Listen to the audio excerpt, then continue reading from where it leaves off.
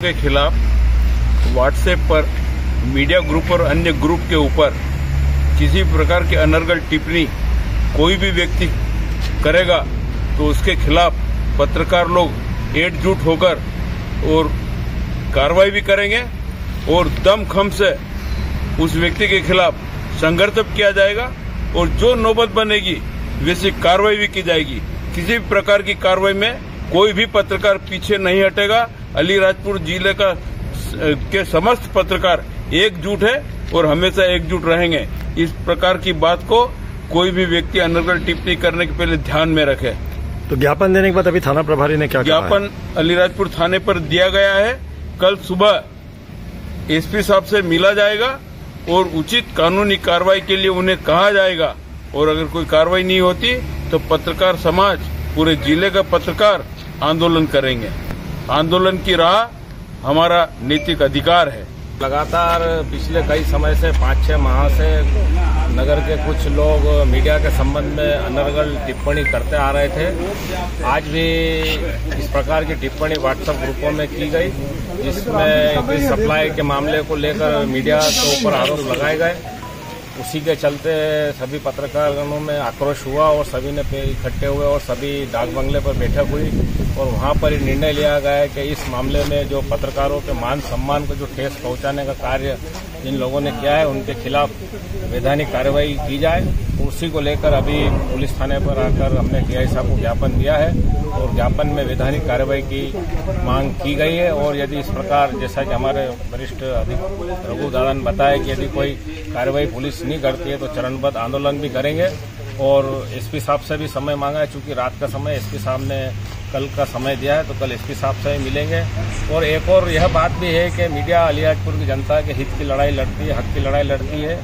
Media समन्वय स्थापित करके चलती है। मीडिया बहुत संवेदनशीलता से अपना कार्य कर रही है, किंतु इस प्रकार की अमर्यादित टिप्पणी और पत्रकारों के ऊपर इस प्रकार के जो आरोप लगे हैं वे कतई बर्दाश्त नहीं किए जाए। लोकतंत्र का चौथा स्तंभ माना जाता है पत्रकार को, मीडिया को। उसके बाद भी इस तरह के अनर्गल आरोप लगाने वाले व्यक्ति पर अगर कड़ी वैधानिक कार्रवाई नहीं की जाती है तो अलीराजपुर जिले का पत्रकार समाज क्या मूवमेंट रहेगा उनका अगला? अभी हमें टीआई साहब ने आश्वस्त किया है कि वे इस मामले में जांच कर कार्रवाई करने जा रहे हैं और कल एसपी साहब ने भी हमें समय दिया है। तो ये दोनों से मिलने के बाद ही आगामी रणनीति उसके बाद बनाई जाएगी। समझे। सबसे पहले उन्होंने एक मीडिया ग्रुप पे यहाँ पे एक नगर का व्यवसायी है सप्लायर, उनने डाला था कि फलाने जगह पर एक गाड़ी सरकारी माल भोपाल से खाली हो रहा है। तो उनने बताया कि माल घटिया था। तो मैंने देखा कि पत्रकारों को एक तरह से चुनौती दे रहे थे ये। तो भैया अगर आप घटिया माल का आरोप लगा रहे हैं तो आप सिद्ध करें। मैंने उनको चुनौती देते हुए बुलाया कि भैया आप आके सिद्ध करें, हम आपकी बाइट करेंगे, आपको आगे ऊपर आपकी पूरी बात आगे तक ले जाएंगे। पर आए नहीं। और वस्तुतः वो व्यापारी सप्लायर है, अपनी कुंठा को जाहिर कर रहे हैं। अभी उनको वर्तमान में कोई सप्लाई का काम नहीं मिल रहा है तो अपने आप को कुंठित हो रहे हैं। वो हो सकता है अगर थोड़े दिन और रहे तो पागलपन मन को घर वालों परिवार को वहाँ भेजना पड़ेगा आगरा में भर्ती होने के लिए। तो साथ में घर वाले के लिए मैं बोल रहा हूँ कि उनका उपचार कराएं और उनको सद्बुद्धि से भगवा, नहीं तो पत्रकार खड़ा आंदोलन करेगा। और मैं इस बाइट के माध्यम से आम सभी लोगों को कहना चाहता हूं कि पत्रकारों को चुनौती देने का प्रयास नहीं करें। पत्रकारों के हाथ में बेड़िया बंदी नहीं है। हम जिस दिन अगर ठान लेंगे सब मिलकर तो आप भारत का इतिहास देख लीजिए, पत्रकारों ने ही आजादी में बड़ी भूमिका निभाई है और हम छोटी जगह पे हैं लेकिन किसी से कम नहीं है। धन्यवाद। प्रकार की घटना है, ये बड़ी दुखद है और सोचा नहीं जा सकता ऐसी बात है। वरना चोर आदमी, डाकू आदमी के लोगों को चोर बताए वो उचित है क्या? भाई ये इसने पहले सप्लाई करा, इसने क्या करा किसी को नहीं मालूम है। तो अगर ये दूध का धोया है तो इसे आके रूबरू बातचीत करना चाहिए व्हाट्सएप के बजाय, इसके बजाय पत्रकारों से।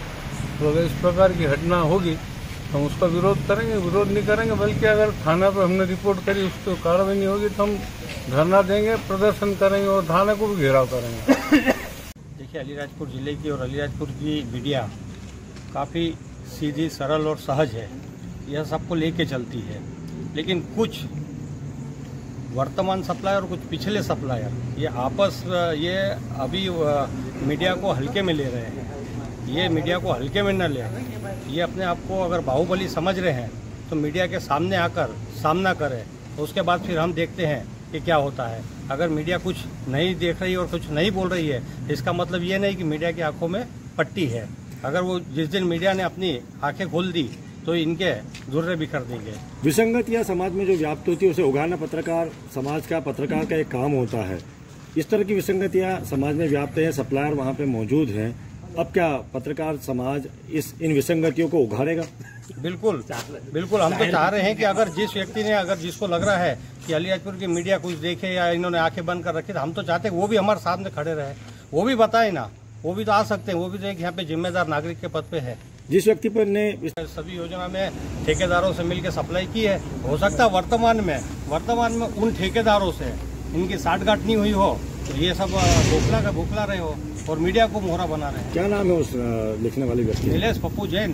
जो अपनी पार्टी का नहीं वो दूसरों का क्या होगा? सोशल मीडिया पे अलीराजपुर नगर के एक सप्लायर जिनका नाम नीलेश उर्फ पप्पू जैन है, उनके द्वारा सोशल मीडिया पे पत्रकारों को चुनौती दी गई थी और पत्रकारों ने उस चुनौती को स्वीकार भी किया है। उनके द्वारा जो आरोप लगाया जा रहा है उनको सिद्ध करना पड़ेगा कि पत्रकारों को लगातार सप्लाई के आरोप लगाए जा रहे हैं, भ्रष्टाचार के आरोप लगाए जा रहे हैं, लूट के आरोप लगाए जा रहे हैं। थाने पे हमने शिकायत की गई है कि नीलेश जैन उर्फ पप्पू जैन के द्वारा पत्रकारों को जो चुनौती दी है, अगर समय रहते पुलिस ने कार्रवाई नहीं करी इस व्यक्ति के खिलाफ तो पत्रकार आंदोलन करेगा।